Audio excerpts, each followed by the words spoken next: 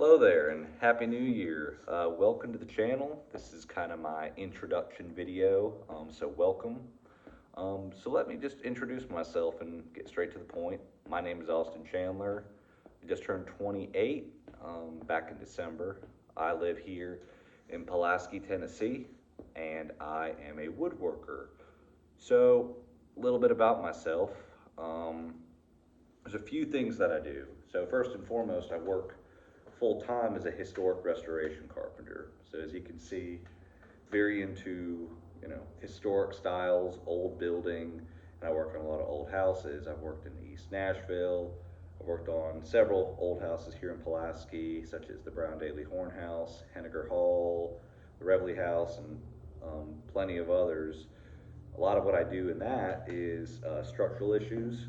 So going in, fixing these problems with framing that have rotten out, that have dilapidated, things like that, bringing it back to where they're sound and safe. But I do other things such as turning reproduction spindles to match the missing ones on a staircase or a column base that's rotten out, carving mantelpieces that are broken off, fixing double hung and jib windows, old doors, pretty much just an array of different historical carpentry issues that have come over time and just bringing it back to its former glory. The second thing that I do is I'm a period furniture maker. So what that means is I essentially specialize in building 18th and 19th century style furniture.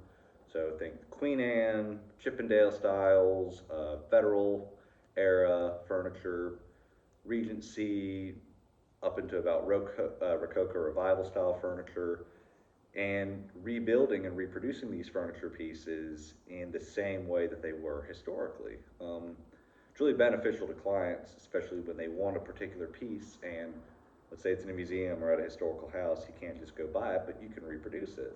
So it has a lot to do with, hand cut joinery construction, traditional wood carving, turning, and marquetry and inlay work, but I can go more into that later. But that's what I do. I do some commission pieces, and that's what I'm basically working towards, is doing that more full time. And lastly is I'm a traditional woodworking instructor, and I do demonstrations and educational events on that. So I actually teach at Woodcraft almost on a monthly basis, Woodcraft of Nashville, located in Franklin, Tennessee. And I do a vast array of classes there, such as spoon carving, intro to traditional carving, intro to marquetry and inlay work, and we just added a few more. I'll be teaching hand tools 101, 201, and 301, which is basically an introduction, a class about sharpening and shaping techniques, and the last one's on joinery, so how to do hand cut dovetails and mortise and tenons. I'll be teaching a new ball and claw foot carving class, as well as a Chippendale footstool class as well. So as you can see, basically everything I have to do in terms of work is with woodworking. So if it has something to do with wood or carpentry in that way, that's what I'm working on. So that's just kind of my introduction biography of what I do and the type of work that I do on a regular basis. So why am I creating this channel? Basically, the main goal is I want to continue that through a different avenue, through YouTube, I guess, because I've met plenty of people over time. I've taught hundreds of students and met plenty of clients and people, and they've suggested, "Oh, are you on YouTube?" And I said, "No." Well, you should think about that. So I'm just going to try it out, see how it works. But yes, that's kind of my main point, is I want to be able to provide people an educational way, in an easy way, just through YouTube videos where they're very descriptive, where I can talk about and go through the process of certain traditional woodworking skill sets. So such as, like I said, hand cut joinery, traditional relief carving for furniture, spindle turning, and marquetry and inlay work, maybe even some finishing stuff, maybe historical millwork stuff. That's kind of the main goal of it. So I'm in my shop right now, and I'd like to kind of give you a little tour of it, and then I'll come back at the end and maybe just talk about some of the videos that I'll be uploading. Alrighty, so this is the shop. I just built it this past year. I actually got married back in March, and this is one of the things I wanted to do on the property. So I'm just going to be kind of walking you through it. Talk about my process of why I laid it out this way for what particular reasons. So you can see it just very much so looks like a woodworking shop. But like I said, I've laid it out in a very particular way for very particular purposes. So this first area is kind of the little hangout slash display area. Pretty much the goal of this was just to have an area to where when clients come in or students for classes, they can come in and just have a place to relax, you know, get something in the fridge or make a cup of coffee. I've also added this little bookshelf, and there's a lot of different books on here regarding things such as, you know, American furniture, historic furniture, millwork, carving and turning, a lot of different things like that, because it's nice to have, you know, a lot of different places where you can reference things. But I've got a lot of different display pieces, as you can see, such as shell carvings. There's a hairy paw foot, a regular ball and claw foot, a lot of little sample pieces, different marquetry pieces which get inlaid into furniture. Some more stuff, you know, more carvings, some cartouches, a Goddard style ball and claw foot, more cartouches, Grinley Gibbon style carving, Ward, just some different things like that. These are some furniture pieces I built just so you can see some of them, but I may actually just do a video on the furniture I have built. So there's like a Windsor chair. We have this Chippendale side chair that I built the end of 2024. And that is that little area. So the rest of the shop is kind of what you'd expect. Table saw, not the best. I probably need to do some work to it. Little miter saw station right here. Just a place to where just easy to make long cuts if I need to. Little scroll saw, mainly just for cutting out carvings and whatnot. And over here, just a little middle workbench, joiner, and the bandsaw, which I do a lot of work on the bandsaw. Now, kind of to go onto the main areas of the shop, this is what I'm talking about with laying out. I actually had someone from church recently reach out because they said, I'm building a shop too, and I want to know how to lay it out. And this is what I'm talking about. It needs to be very specific for the type of work that you're going to be doing. So I do a lot of different things, so I need it set up in a particular way. Because if you only have one workbench and you do a bunch of different things, it's going to be difficult to be organized and be functional. So, for example, over here is my marquetry area. Right here is my little marquetry bench. Just a simple little half table mounted to the wall. It's got a saw donkey and a fret saw on it. This is so you can do marquetry work. It's all hand cut and then later inlaid. So, for example, these little pieces on the panels, right? You hand cut this, then inlay it. There's just a little marquetry cabinet that I decided to do. It's got broken, or a little gooseneck pediment, little turned flame finials, cartouche, some carved rosettes, just a place to store, you know, glue, veneers, templates, saw blades, things like that. My second area is my carving area. And like I said, I wanted it to be a specific carving area for that reason. I've got a lot of good natural light here, some extra light from the sconces. That way when I'm working on a carving piece, such as this one, little Samuel McIntyre fruit basket, it's very specific. It's not like I have to move around the shop to a different area. I'm all here in this one place. And that way I'm not like mixing up where my tools are at. Like, oh, where's this thing? Where's these specific clamps I need? So my carving area.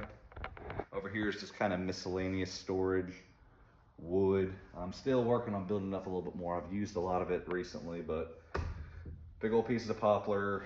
We got everything from rosewood, purple heart, mahogany, sapelli, big old piece of walnut, Brazilian cherry, all that. Now over here is just the new bench I just got recently. A little bit nicer, thicker bench with some vices that work much better. This is my joinery slash hand tool area.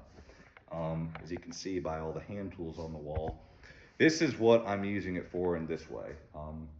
This is for cutting dovetails, mortise and tenons, planing and joining boards, pretty much anything regarding hand tools. But it's nice because I've got a very specific area for it. Because if, for example, if I was using everything on that one bench over there, I'd be like, oh, where's my marking gauges? Where's this? Where's that?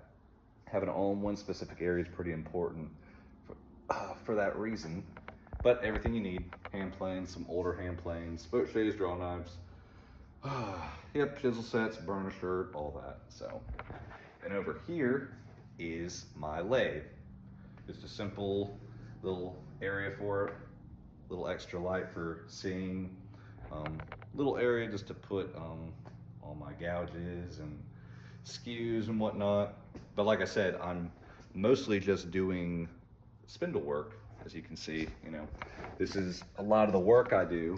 I'll take, for example, an old spindle from, you know, let's say an old house, and I can turn one to match the original.